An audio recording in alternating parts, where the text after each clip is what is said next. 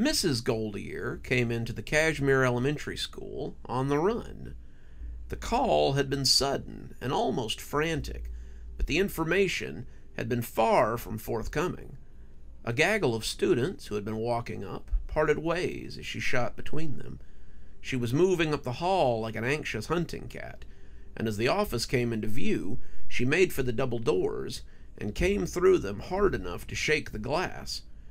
Miss Sherry looked up from the desk, pointed to the principal's office, and Mrs. Goldier made her way to the all-too-familiar wood-paneled door. Inside was Stephen, her only son, his teacher, Mrs. Macy, and another teacher, who she was unfamiliar with. Her son looked like he'd been crying, but that was no real surprise. Stephen cried when he was in trouble, always had, and he knew that was all it would take to make her want to come to his aid. "What exactly is going on here?" she said, putting her curled fists on her hips. "Ma'am, we can explain," the principal started, but her glower shut him down. "I should hope so. You can start by why my son is being interrogated by 3 teachers in your office." The principal looked a little green as he answered. They weren't interrogating him, ma'am." She looked at him. "Then what would you call this?" "These 2 are witnesses as much as your son is. Something odd happened today, Mrs. Goldier. Something that none of us quite understand. We're hoping to understand a little better with your son's help." Mrs. Goldier looked at her son. "Did you tell them, Stephen?" Stephen, usually so quick to defend himself, only shook his head and wept. Mr. Masters would like to start. The man, Mrs. Goldier decided, was what her mother would have described as green around the gills. He looked like he had barely escaped something that would have been potentially life-threatening, if not for a hair's breadth and a moment's hesitation. He was rubbing his arms like he was cold, and his hands seemed to be clutching at the skin there like he thought it might crawl off. "Well, I had hallway duty this morning. I have it on even days, Tuesdays and Thursdays, because PE doesn't happen until after 10 those days. I was walking down the kindergarten hallway when, Mr. Masters was just beginning to think that a cigarette might be nice when he heard the screaming. In this age of school shooters and student violence, Mr. Masters feared the worst.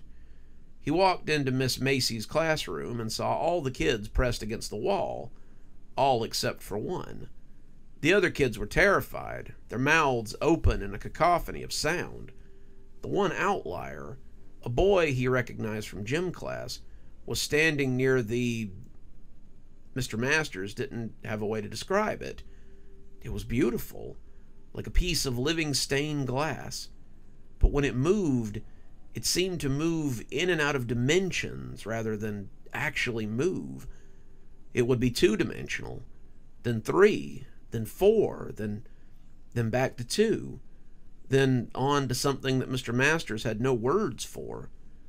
It was floating in the air, hovering inches from the boy's outstretched hands, and as his fingers touched whatever the thing had extended to meet, Miss Maisie grabbed the boy and football tackled him away from the creature.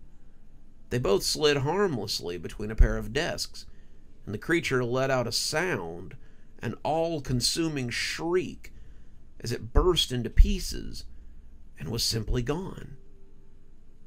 After that, Miss Maisie and I got the kids back under control and brought Mr. Goldier here up to the office so we could try to figure out what the heck was going on.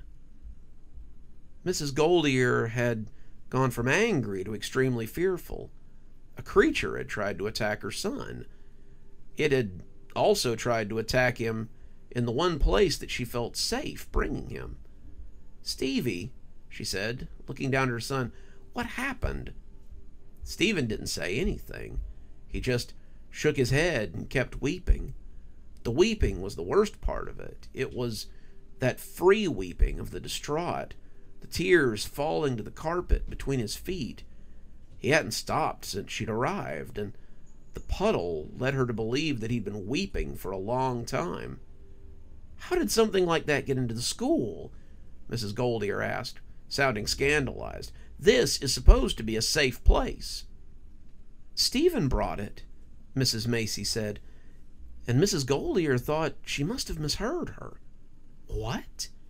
"He brought it for show and tell. He'd been having a difficult time keeping it in his backpack for most of the day, and when the time came, he was the first to present." Mrs. Macy had been watching the bag shimmy around for the better part of 2 hours, and she'd been getting progressively more anxious. When Stephen Goldier had come in, canvas backpack swinging from his shoulder, she asked him if he was excited for show and tell. "Oh, yes," he said. "I think I have the best show and tell presentation of all time." That should have raised some red flags, but she just thought that maybe he had a cool rock or a new toy. That was what most of them had, the mundane trappings of a child, and she had seen everything. There were the odd standouts, too, like the time Lisa Myers had brought her mother's insulin, or the time that Macy Greenwood had brought in her older brother's adult magazine, but they were few and mostly far between. Most kids just wanted to show off their favorite things, and it was always a joy to see the things that came parading by. They had the usual morning. Reading came first, and that was when Mrs. Macy first got an idea of the trouble to come. Stephen opened his bag to get his reader, and for just a second there was a bright flash of light, and he stopped with the mouth of the bag open.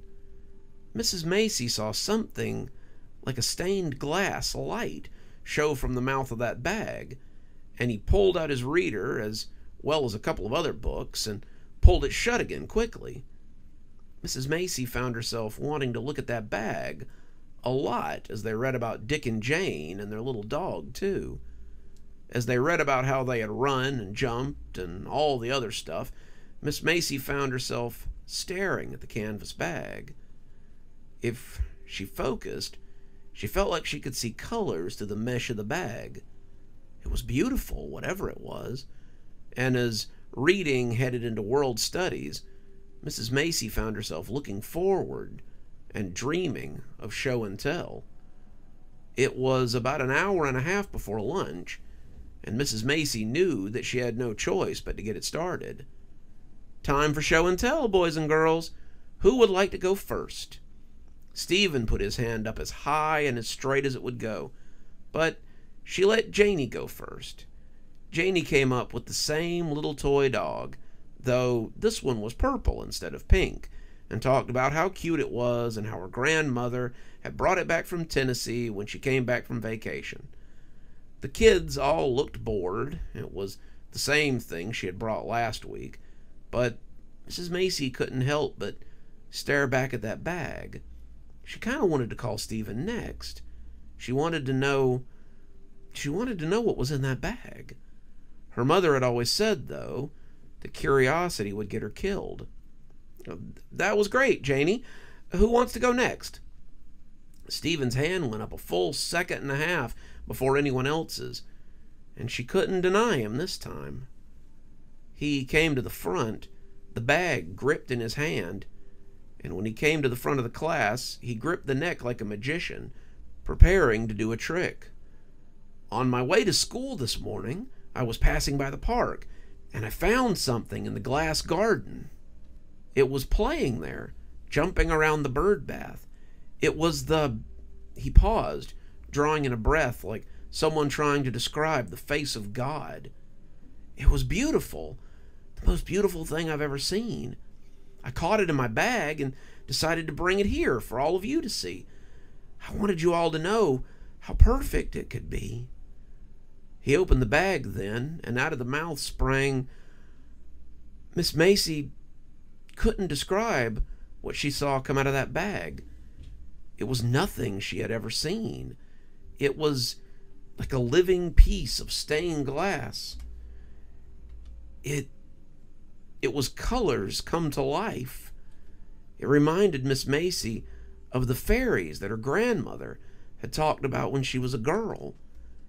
It was wondrous and terrible, and it made her head feel like a hive of angry bees. It hurt her to look at it, but she couldn't look away. The children were screaming, their own heads likely just as rattled by the sounds this thing was making. They had backed up, pressing against the wall, but Stephen was just standing there. He had his hand raised, the thing bringing its own arm down as it made to touch his hand. It was like that picture of God and Adam, the lights around it making it look all the more pristine. Mr. Masters came in on the run then, but Miss Macy wasn't paying attention. She couldn't let Stephen touch that thing. On an instinctual level, she knew that such a thing wouldn't be right. She was moving before she could think better of it, sprinting for Stephen before he could touch it, and when she tackled into the ground, she felt the thing explode into 1,000 tiny pieces behind her. It was all heat and swelter, and when she looked back, the thing was gone. "And that was it?" Miss Goldier asked. Mrs. Macy nodded. It was gone. There wasn't a trace of it left. Some of the kids complained of headaches, but most of them are fine now. Stephen hasn't stopped crying since the incident, and no one is sure why. Mrs. Goldier bent down to look her son in the eye.